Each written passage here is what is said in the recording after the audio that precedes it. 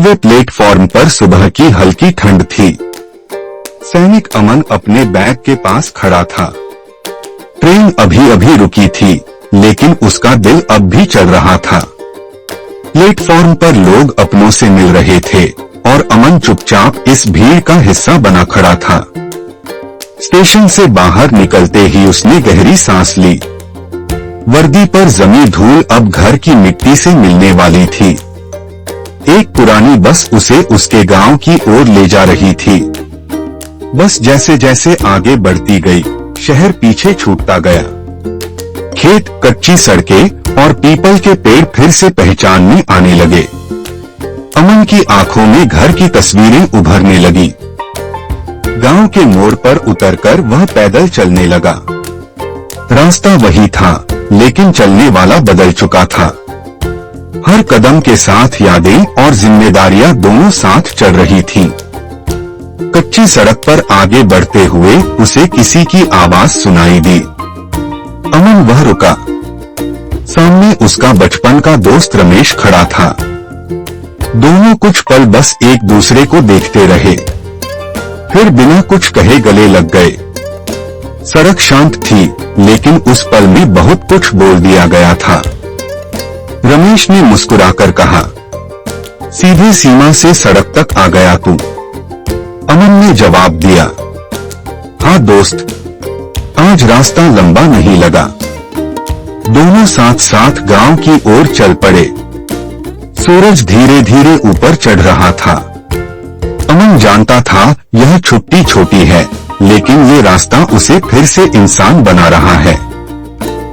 गांव की सड़क पर चलते हुए रमेश बार बार अमन को देख रहा था, जैसे यकीन कर रहा हो कि दोस्त सच में उसके साथ चल रहा है। बहुत बदल गया है तू, रमेश ने कहा। अमन हल्का सा मुस्कुराया, वक्त बदल देता है दोस्त।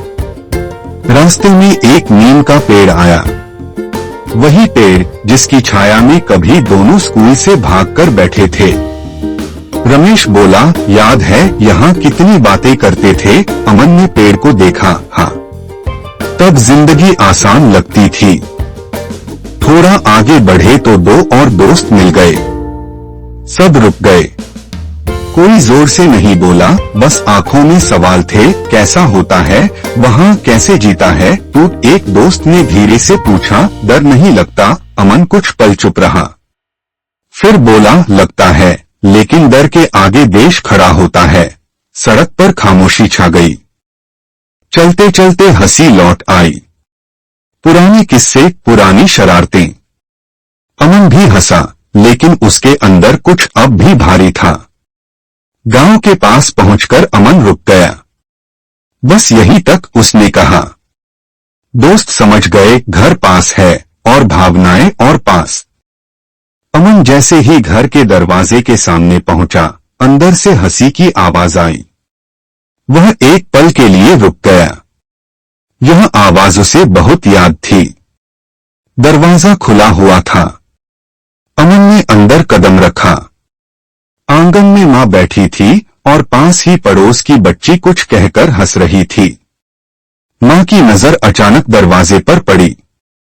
एक सेकंड को वह चुप हो गई, फिर उसकी आंखें चमक उठी।